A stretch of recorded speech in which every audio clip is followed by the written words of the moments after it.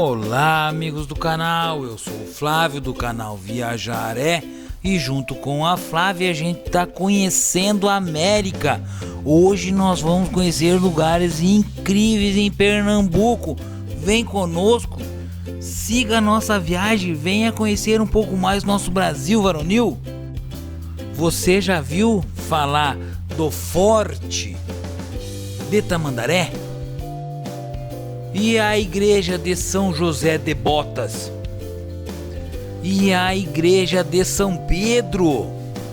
Vem conosco, vamos conhecer 3 histórias incríveis em Tamandaré hoje. No nosso passeio em terras de Pernambuco, e eu tô falando de Tamandaré, a gente fez 3 passeios incríveis. E a gente começa agora a contar a história. E começamos com o Forte de Tamandaré. Ele também é conhecido como Forte de Santo Inácio de Loyola, mas outras pessoas chamam ele de Fortaleza da Barra Grande. E Forte de Tamandaré, que é o nome mais conhecido, é uma fortificação localizada na Enseada de Tamandaré. E a gente fala do município de Tamandaré, isso ao sul do Cabo de Santo Agostinho, no estado brasileiro de Pernambuco. Sebastião da Rocha Pita, ele menciona 2 fortes em Tamandaré. Um sob a invocação da Santa Cruz, o Forte de Santa Cruz. Outro sob a invocação de Santo Inácio, que é o forte que a gente está mostrando, o Forte Santo Inácio, com planta no formato quadrangular, abaluartados e com muita artilharia. E como não gosto de ficar sem entender as histórias, quem foi Santo Inácio de Loyola que deu nome a essa fortificação? Santo Inácio, ele nasceu em 1491, faleceu em 1556. Foi um padre jesuíta espanhol, um dos fundadores da Campanha de Jesus, ordem religiosa criada para combater a expansão do protestantismo na Europa, por meio do ensino e expansão da fé católica. Foi ordenado padre pelo Papa Paulo III. Foi canonizado pelo Papa Gregório XV. Santo Inácio de Loyola, com o nome de Íñigo Lopes de Loyola. Ele nasceu em Loyola. Hoje é Azpeitia, isso na Espanha, no dia 23 de outubro de 1491, como já falamos, filho de uma família nobre. Era o mais novo de 13 irmãos. Serviu o exército em 1517. Dedicou a vida à carreira militar e em 1521, lutando como soldado, foi ferido no combate para a defesa da fortaleza de Pamplona, sitiada por Francisco I da França. Durante o longo período de recuperação, Loyola entregou-se à reflexão e à leitura de textos filosóficos, preocupado com sua salvação. Em 1522, Loyola decidiu renunciar a tudo. Deixou sua casa, as roupas finas, dormia em albergue, vestia um saco de penitência, fazia 7 horas de oração por dia, fazia jejum, vigília. Passou um ano em um retiro junto aos dominicanos, isso no mosteiro de Manresa, na Catalunha, e assimilou a essência da vida cristã. Das anotações feitas dessa experiência, escreve um livro chamado Exercícios Espirituais, um manual de religião para o uso pessoal. Por suas ideias avançadas para a época, Loyola chegou a ser preso pela Inquisição, mas diante dos juízes do Santo Ofício, conseguiu provar que não era herege e foi liberado. A Campanha de Jesus, cujos membros são conhecidos como os jesuítas, e a gente já viu em outros vídeos nossos, porque mostramos As ruínas de São Miguel e outras ruínas esparramadas pelo Brasil é uma ordem religiosa fundada em 1534, isso por um grupo de estudantes da Universidade de Paris, liderado pelo basco Íñigo Lopes de Loyola, conhecido posteriormente como Santo Inácio de Loyola. A congregação ela foi reconhecida como bula papal em 1540. É hoje conhecida principalmente por seu trabalho missionário e educacional. Nessas imagens que eu retirei da internet, a gente mostra um pouco do forte antes da restauração. Entenda como ele era antes e como ele está agora, depois da reforma e da liberação para visitação. Achei muito interessante porque se manteve as características do forte, mas ele foi preservado, ele foi reconstituído, reerguido. Foi abandonado ao final da campanha após 1654. O forte ele foi reconstruído em 1677. As obras elas receberam um grande apoio dos moradores locais que colaboraram fornecendo material de construção, mão de obra, carros, animais. As pedras elas foram trazidas via marítima de Porto Calvo, isso em Alagoas. Novos trabalhos foram procedidos no forte a partir de 1683, isso sob a direção do mestre Francisco Pinheiro, que empreitou a obra. Foi concluída em 1691. A capela do forte, entretanto, só foi construída em 1780, já sob a invocação de Santo Inácio. Várias outras reconstruções foram feitas em 1808, em 1822, já sob a direção do novo comandante, o major de engenheiros Conrado Jacob de Niemeyer. Você sabia que o imperador Dom Pedro II ele visitou esse forte em 3 de dezembro de 1859? Na ocasião, o almirante Joaquim Marques Lisboa, no comando da fragata a vapor Amazonas, que conduziu o imperador e a imperatriz e a comitiva de volta ao Recife, pediu permissão ao imperador para que ele recolhesse os ossos do irmão Manuel Marques Lisboa, um revolucionário da Confederação do Equador, a fim de conduzi-lo ao jazigo da família no Rio de Janeiro. Observam os biógrafos que, embora o irmão do almirante fosse um inimigo declarado do Império, o imperador concedeu-lhe a permissão pedida e ainda a de que salvasse a artilharia da fragata em homenagem àquele combatente. Meses mais tarde, o imperador demonstrou novamente o seu reconhecimento ao almirante pelos relevantes serviços prestados à nação, concedeu-lhe o título de Barão de Tamandaré e que dá nome à cidade.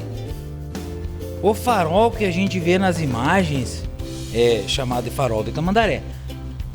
Foi erguido em 1902 e encontra-se sob jurisdição da Marinha do Brasil desde 1978. Em 1991 recebeu uma placa comemorativa que reza: foi reedificada esta fortaleza, sendo governador o capitão-general Caetano Pinto de Miranda Montenegro, no dia da era cristã de 1812-1991. O forte apresenta uma planta no formato quadrangular com baluartes pentagonais nos vértices, em estilo Vauban. Os baluartes são ligados por terraplenos em 3 lados e pelo pavimento superior frontal. A entrada do forte é feita por um portão em verga reta e no trânsito, a passagem da entrada, pode ser observadas seteiras. O portão era precedido por ponte móvel, porém tanto a rampa quanto o fosso já não existe mais. símbolo de Tamandaré, à exceção das fortificações de Fernando de Noronha, é hoje o único forte pernambucano fora da área metropolitana da capital Recife.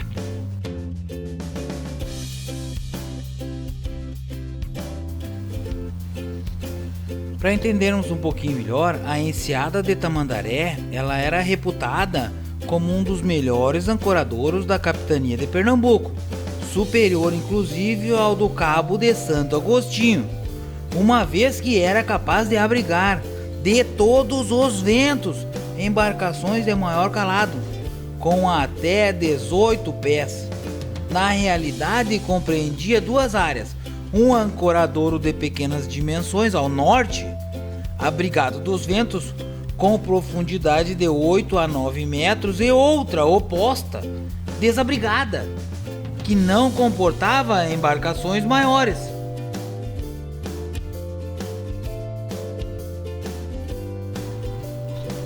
Espero que isso para o Rio de Janeiro, os restos mortais do seu irmão, rebelde da Confederação do Equador, que morrera em combate e estava enterrado em Tamandaré. Resolveu então que o título seria Barão de Tamandaré. Durante a vigência da Segunda Guerra Mundial, isso é muito legal, o forte abrigou as tropas do exército que protegiam a costa brasileira. Desde 1978, o Forte de Tamandaré está sob a jurisdição da Marinha. Bom, como nós mostramos alguns vídeos do Rio de Janeiro, num passeio maravilhoso que a gente fez lá, e lá também tem um forte também chamado de Forte Tamandaré. Esse forte está situado numa pequena ilha rochosa de laje em frente à barra da Baía da Guanabara. Em 1644 foi fundado um forte, foi reconstruído em 1713, danificado na revolta da Armada e remodelado entre 1896 e 1901, isso pelo decreto presidencial número 34.152, de 12 de outubro de 1953. O Forte da Laje passou a ser denominado de Forte Tamandaré, homenagem do Exército Brasileiro à Marinha, que figura do seu patrono, o almirante Joaquim Marques Lisboa, chamado de Marquês de Tamandaré.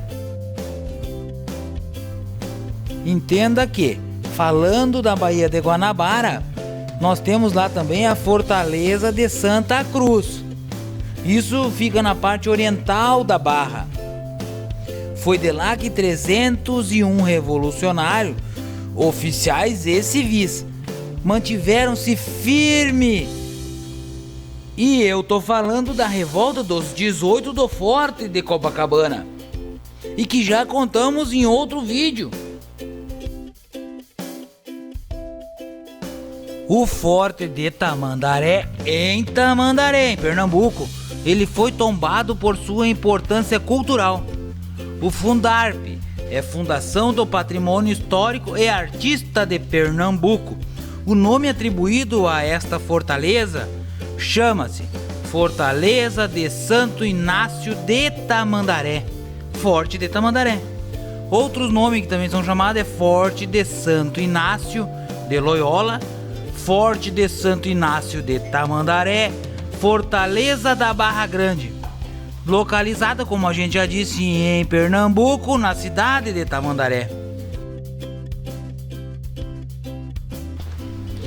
E como contar história é o que mais gosto, você sabia que Tamandaré, Joaquim Marques Lisboa, também conhecido como o Almirante Tamandaré, ou o Velho Marinheiro, ele nasceu em 3 de dezembro de 1807 no Rio Grande do Sul, numa cidade chamada de Rio Grande.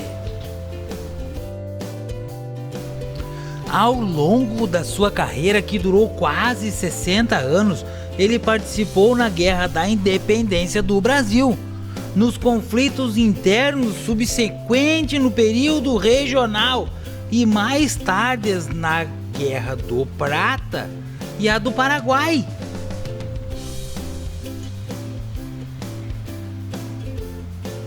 Pelos serviços prestados à pátria, foi feito marquês e mais tarde foi escolhido como patrono da Marinha do Brasil.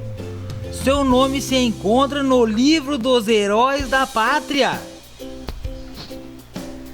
Ele foi voluntário desde os 15 anos de idade.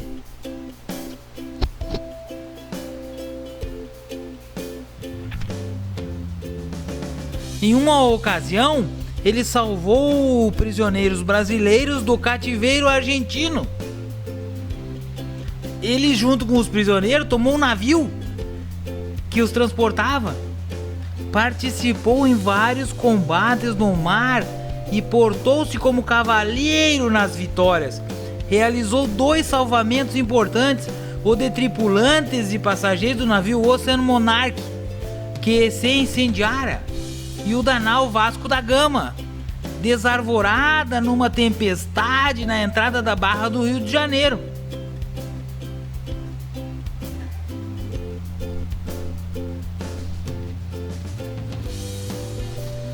Já na Guerra do Paraguai, ele comandou como almirante em operação na bacia do Rio da Prata, em apoio ao restante das forças, como a Batalha do Passo da Pátria. É por isso que quando a gente foi nesse forte, a gente tirou uma foto onde mostrava parte da história da Guerra do Paraguai. As histórias bonitas, elas foram feitas para serem contadas.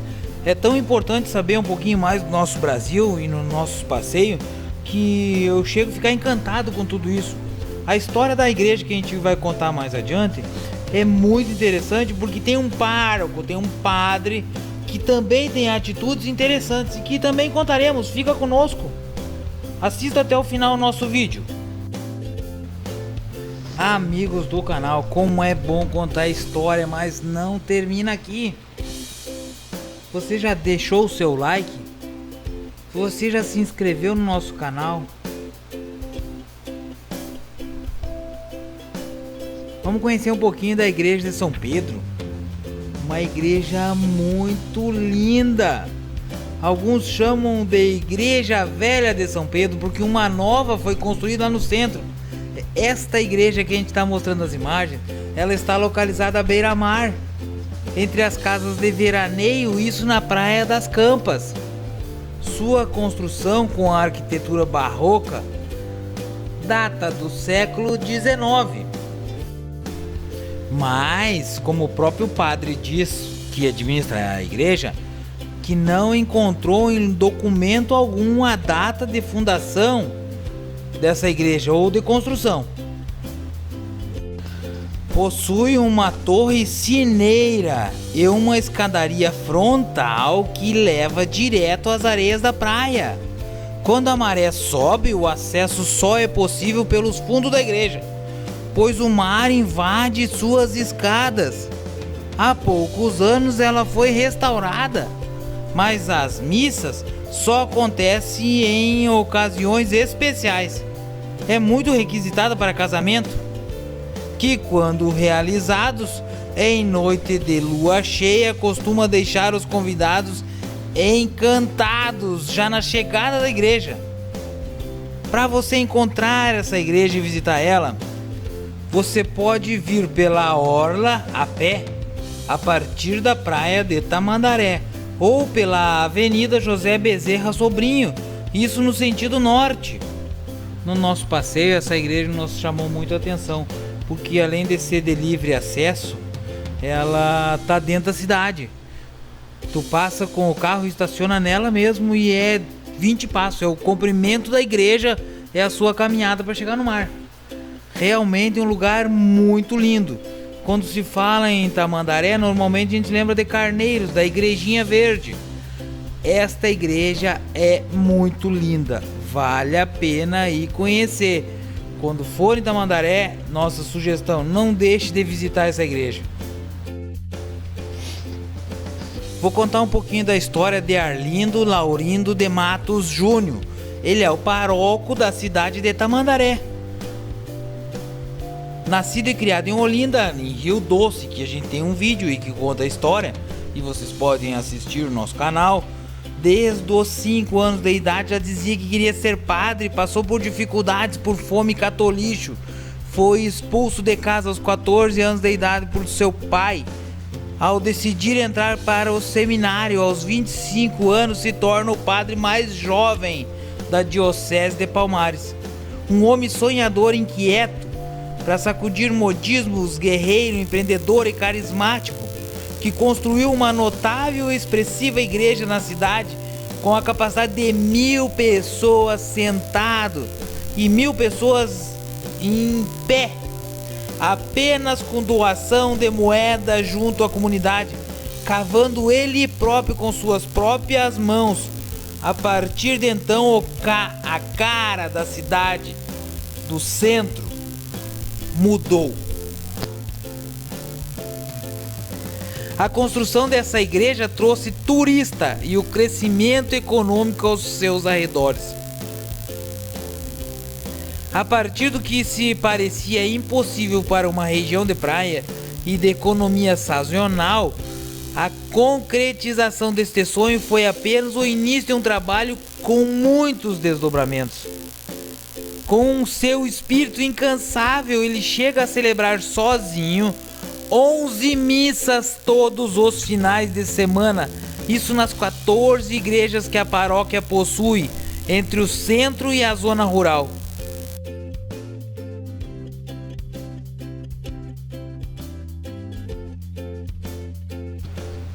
Todas essas imagens que a gente está mostrando agora, elas foram gravadas após a manutenção, após o restauro de toda essa construção e a abertura para visitação. Quando a gente foi conhecer o forte, não foi cobrado nada. Você não paga para entrar no forte. O estacionamento é na frente. Tem um estacionamento na rua mesmo e tem um estacionamento particular lá dentro. Também não é pago. A fortificação, quando tu chega lá, tem uma pessoa que vai te explicando e contando toda a história da construção do forte. Por uma curiosidade, um canhão desse aí tem 1,5 toneladas, segundo a informação do pessoal que nos acompanhou nesse passeio. Outra coisa que nos foi falado é que os canhões não eram fixos dessa maneira. Ele foi colocado porque agora não se usa mais, então ele está estático no lugar lá. Mas ele tinha roda e ele se movimentava para frente e para trás. Era o jeito que eles tinham de poder colocar o material explosivo, a bucha e a bola de metal dentro do canhão pelo cano. Então eles traziam o canhão para fora, recarregavam e empurravam de volta. Também foi explicado para nós que eles usavam, era necessário na época 3 pessoas para fazer o recarregar essa arma. Nos explicaram também que a liga feita nessas pedras, por sinal essas pedras foram trazidas de Alagoas, era feita com óleo ou gordura da baleia, misturada com corais. Quanta história, mas o vídeo não acabou.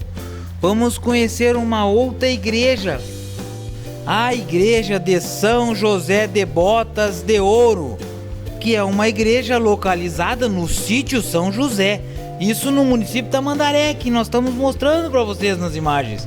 Erguida em homenagem a São José de Botas, a sua construção remonta no final do século XVIII, início do século XIX, em área particular pertencente aos herdeiros de Nestor de Medeiros Accioli, em estilo colonial português, que a gente chama de barroco. Em seu frontispício encontra-se o brasão de São José, constituído em um serrote, régua, compasso e esquadro. Característico isso. Em 24 de dezembro de 99 ela foi tombada e após a recuperação parcial, isso com recursos próprios e ajuda da comunidade, retomou as atividades religiosas após um período de mais de 40 anos abandonada. com uma celebração de um ato ecumênico em 18 de março de 2001. Nos fundos da igreja funcionou o cemitério de Tamandaré, isso até 1930, quando foi transferido para um terreno próximo ao Forte Santo Inácio de Loyola, e que mostramos as imagens nesse vídeo. Na sua entrada existia um antigo átrio, um pátio, como a gente mostra em umas fotos antigas, com um cruzeiro onde foi sepultado um dos membros da família Scioli. Ao lado esquerdo da igreja encontra-se um casario que serviu como casa do padre José Rufino Gomes e também foi tombada. Hoje é ocupada por um dos membros da família Scioli.